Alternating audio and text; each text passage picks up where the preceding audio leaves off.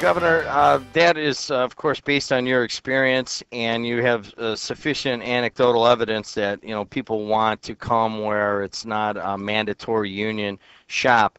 There are some statistics, especially that have come out by a Ball State professor over the weekend, who is actually a conservative, and he's basically saying that the statistics don't necessarily support what you're saying. What do you have to say to Michael Hicks' study at Ball State? Well, it didn't say that at all. What he says is basically what I've said, which is this is no, silver bullet magic answer. No, never claimed it was. I think anybody who does, I think some people overstate.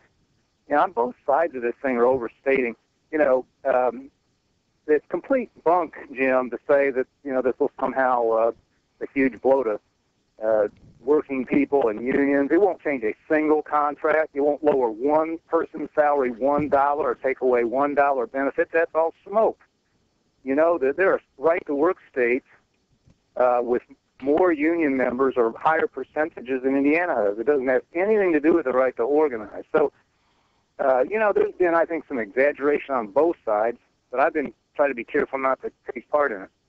I had Don Leahy in here, Republican of southern part of Lake County, and he said something very interesting. He said, in trying to determine whether to support right to work or not, he felt that it was difficult to tell who was telling the truth on all of this, in other words, who to believe on all this. You have the unions, of course, they're putting forth their side. There's a lot of business interest. And then in the middle, there seems like there's a ton of average Hoosiers that are not union and that, of course, are not part of the larger business interest. There's got to be the majority of Hoosiers. They seem a little bit bewildered. What can you say to them to convince them that right to work is best for the average Hoosier?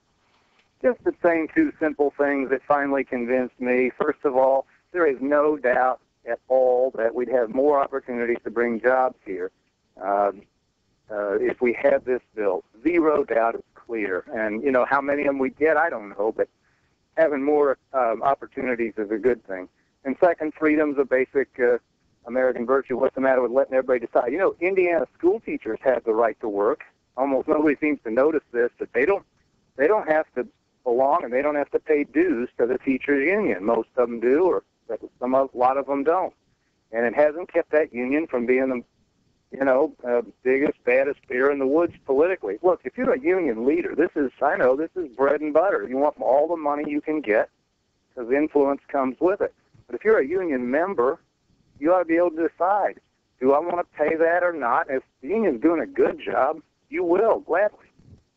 Governor, today the House is set to talk about, instead of it being a vote on the floor of the House and Senate, to just putting this to a statewide referendum. What's your position on that? It's a bad idea, and I'm not the only one who thinks so. The leader of the AFL-CIO said that, and a number of Democrats did too. Just for setting aside right to work for a minute, the General Assembly passes 200, 300 bills in a given year. We do not want to start down the slope where some of the California and some of these states are, where you got an 80-page handbook you have to go through as a voter just to know what's on the ballot. No, we've got a system for this called elections and representative government, and the correct thing to do is to, after an election, one side does what it thinks is right, the other side says, no, that's not the right thing, vote us in and we'll change it. Talking to Governor Mitch Daniels, he, of course, is down in Indianapolis, and we have a big talk today about just what he was talking about, the referendum there. Governor, if we can move on to a couple of other issues that affect Northwest Indiana.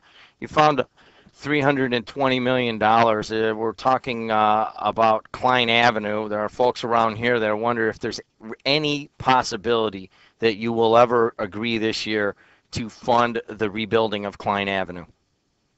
And we're going to try to get a bridge built since that's what people want, but we're not going to use state dollars to do it. These dollars wouldn't be eligible anyway. They're in the general fund or the savings account, not the highway account, which is spoken for, Jim. But, we've had promising conversations, which are continuing. I'm impatient like everybody else with an outfit that wants to build that bridge. And we've listened, and people said they prefer that to on-street alternatives, so we're going to try to get it done. Little Calumet River. Last session, there was some attempts to fund the maintenance of that. Of course, that's a huge issue for us here in the northern part of Lake County, as there was a huge flood in 2008. There seems to be a proposal on the board that was some sort of a compromise between Hammond Maritime McDermott and Ed Soliday and Chet Dobis and some others. How do you feel about this We, proposal? you know how we feel because we put twice as much money in the Little Cal project as all previous state administrations put together. Our problem is that we can't seem to get a straight deal from the Army Corps of Engineers. Every time we put in more money, supposed to take care of it, they come back and say, "Oops, nope, sorry, we need more." And so we've been a little frustrated with that. I got to tell you, I stood out there in I don't know 2+ years ago now with those folks and said, and we delivered another several $1,000,000. They said, "Okay, hot dog, this is it." And it turned out they didn't get the job done. So we need a little better performance out of the federal government, to tell you the truth. Governor, this is your final go with the legislature. Um, what's your attitude right now? You seem a little bit feisty these days. Oh, I don't know. I couldn't be really happier with the general way things have gone in the state of the state the other night. Somebody counted up. I listed, except for the very first one when we had so much cleaning up to do, this state of the state had more new initiatives and proposals in it than any of the others. So we still got a lot of enthusiasm. We're going to build record roads this year. We're going to conserve more land again and for environmental protection than the state has ever in its history. I announced a new program we put together tied to our bicentennial that will be another surge of wetlands and habitat protection. We're going to complete the modernization of our once worst in America welfare system. Next month, the last region goes final. So we got a big, big year of trying to do good things for people, and I'm just as excited as I've ever been. All right, Governor, thanks for calling in. We appreciate it. Okay, thank you both. Bye. Thank you.